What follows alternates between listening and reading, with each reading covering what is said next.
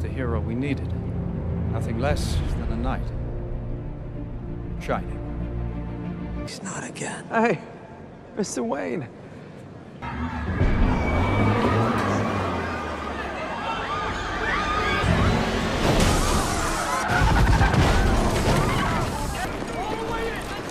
Get out of the car! Get out of the car and show your hands! Don't show them! Let's clear this place out now!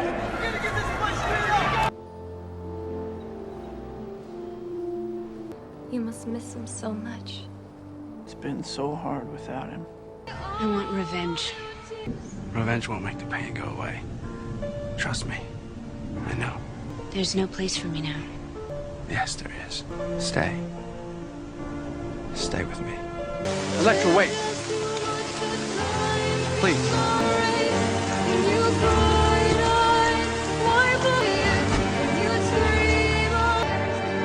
Drive.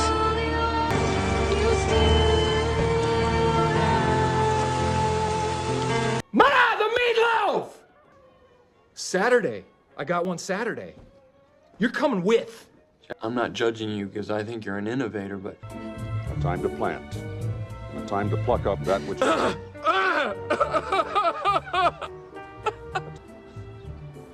Oh! Damn you, Roger!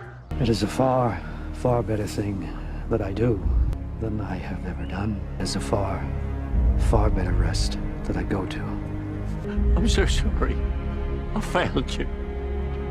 You trusted me. And I failed you. No one's ever gonna know who saved an entire city. They know. It was the Batman.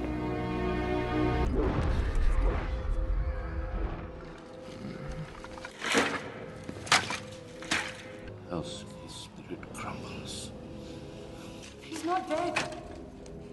He's not dead! No! No! No! No! He's not dead!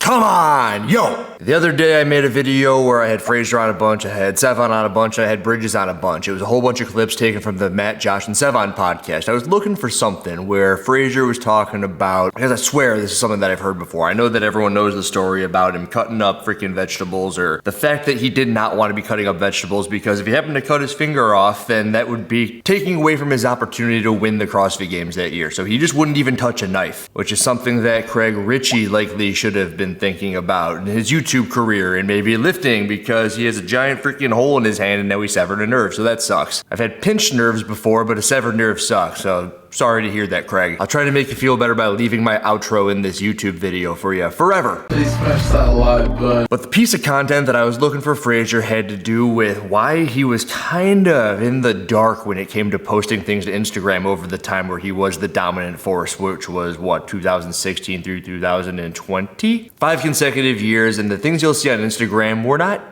insights into his training. I looked through 22 episodes of the Matt, Josh, and Sevon podcast, so it wasn't there. It must have been one of those documentaries that were made after he had retired, which when we're talking documentaries and you've watched that intro stuff, I do have something to bring up in relation to documentaries. But Jason Hopper the other day puts up a handful of lifts, the 325, the 345, and then the hard one, the 365, which he hits, and then later that day they release the weightlifting total, where you have 2 attempts. Everyone's kind of freaking out about 2 attempts, and in weightlifting, there's plenty of pressure on 3 attempts. Whoa, 2 attempts? What if everyone bottoms out? It's like, well, good. Maybe you should. Maybe you should have started off lighter. I don't know. I kind of really like the fact that they're only allowed 2 lifts and that they're not really going to max it. I think the worst thing about local competitions, this is a side tangent, the worst thing is when they give them this long, it's 8 minutes to establish a 1-rep max clean and jerk. Here are all these weights, and the weights are flying everywhere, and then everyone's kind of really up to their top weight in like 4 or 5 minutes because they were warming up in the practice area. After a couple of them, they're ready to roll. The thing about the CrossFit Games is you can really do anything and everything, right? You don't have to abide by Olympic weightlifting totals and do 3 lifts for the snatch and then 3 lifts for the clean and jerk. They're also probably not going to be abiding by that super stringent elbow lockout where if you catch snatch and you see a little bit of a bend in your elbows in the Olympic lifts at the snatch, they're going to give you 3 red lights and then that lift's not going to count. It doesn't matter! CrossFit has implemented things like you can't go to a knee when you're doing the snatch. I think that's a good thing. It keeps people from looking really stupid when you do the lifts. But then another good thing, and so far the events are looking to be pretty good, and there haven't been all that many of them, but I do like the 2 attempts on the Olympic lifts. If anything, it keeps people from really trying to go overboard. You've got to be tactical with the things that you are going to be lifting. The strongest people are still going to win, so shush. But everyone has an idea of what Jason Hopper's going to be lifting. 325, 345, 365, in the clean and jerk at least. Everyone knows that that lift is hard for him. That's something that nobody would have had any business at knowing had he had not posted that to Instagram the other day. And the first thing I thought about was his coach, Matt Fraser. And it's interesting because I've heard so much stuff since I wanted to make this video, since after I've looked through every single one of those Matt, Josh, and Sevon podcast on the contrary. But the first thing that I think of when I see Hopper posting that to Instagram is that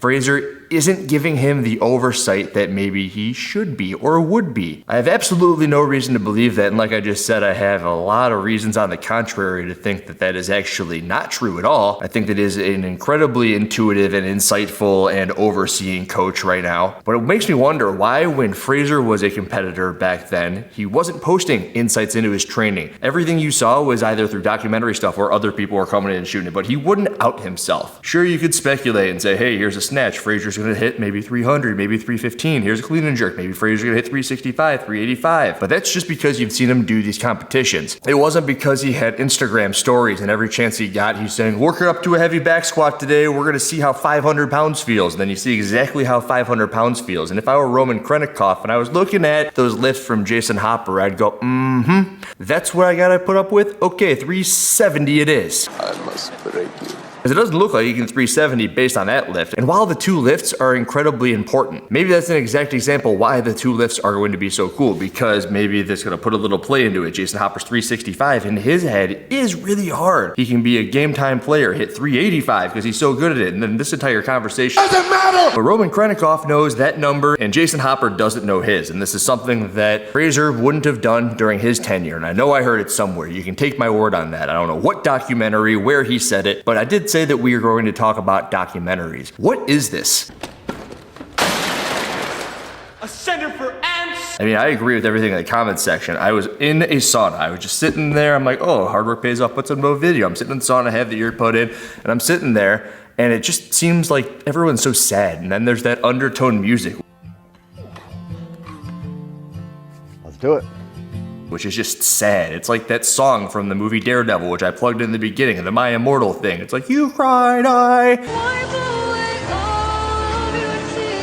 get it, and I bet that actually, if you were to, I don't know, bet me $1 million and say, Andrew, do you think he wanted to do this? I would have said, I don't think he wanted to do this. And he's actually going down to sit in that chair in the intro bit. The editor goes up and they go, okay, Matt, here's what we're gonna do. Sit in that chair and tell me all about your history, your tenure, what it means to be a coach. And he goes, no, what? I'm a coach right now.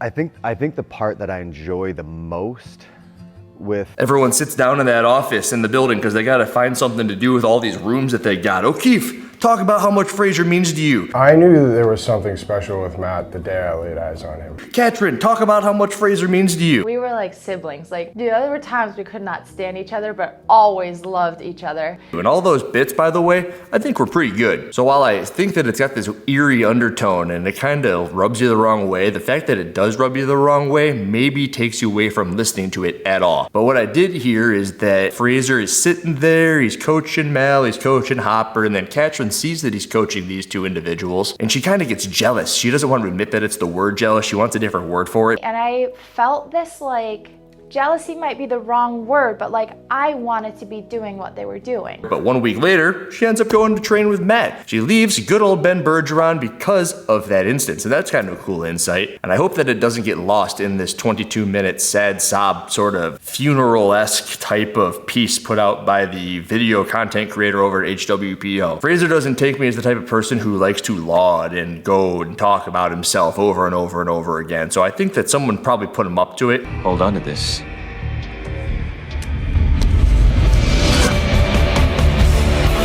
Maybe they have some sort of a marketing director over there who goes, this is something that we need to do right now. But the thing that they need to do right now is make a Matt Fraser documentary. What? Froning's got one. Tia should be getting one. I mean, I don't know. I mean, they have all this footage of all these people, but the Froning one is great. Why doesn't Fraser have one? That thing would sell like hotcakes. You know, those things at McDonald's and the styrofoam and never had hotcakes at McDonald's, yeah. But instead we get this, where they have current athletes who, Katrin was around for a while, but Hopper's just kind of a new athlete, talking about how inspiring he is. He was just resilient.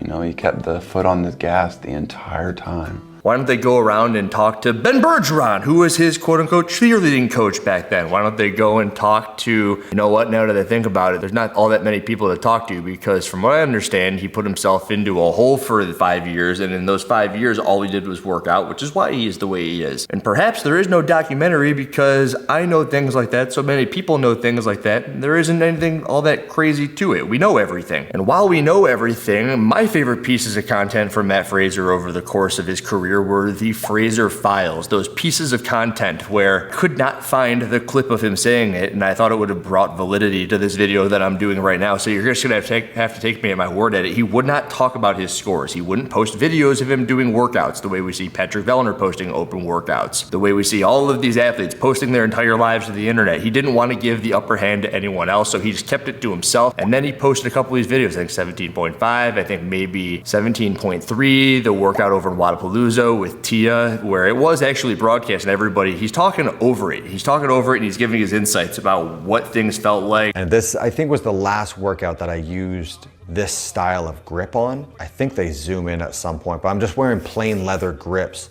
but I'm wearing them on my finger so they loop over. Yeah, you can see there, that's a good shot of them. But they loop over, and so that fold, I'm trying to keep my fingertips on that because it's almost like a tiny, tiny dowel. And I thought I had a huge advantage by using those and wearing them like that. I think it was after this workout, Tia was like, you have to try these other ones that actually help stick to the bar. So, you know, this whole workout just blew up my grip. Maybe what he thought about while he was going through certain parts of certain workouts, why he made these weight jumps on that heavy squat clean in Rogue HQ, I think it was. Katrin lets out a shriek. I don't even have the volume on here, and I remember that shriek. 385. Oh, I had to catch that bounce out of the bottom, or there was no hope. 380.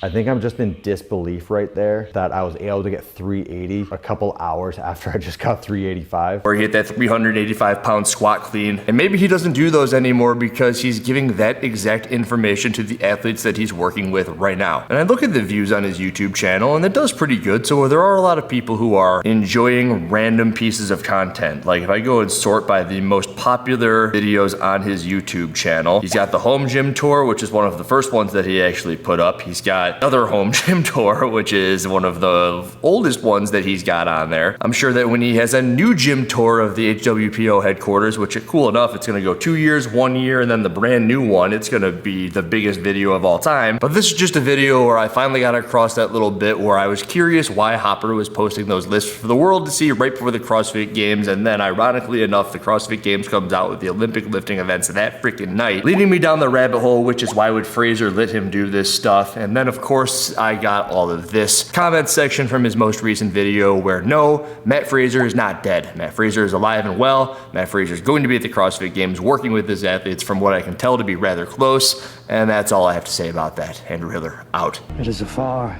far better thing that I do than I have ever done. It's a far, far better rest that I go to. I'm so sorry. I failed you. You trusted me. And I failed you.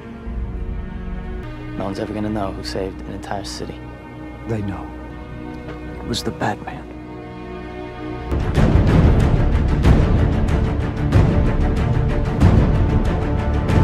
Please smash that like button. Do it! No one told you Just they do it! announced Yesterday, you said tomorrow. You said just do it! Make your dreams come true! Just do it! Some people dream of success, while you're gonna wake up and work hard at it. Nothing is impossible. No, what are you waiting for? Do it!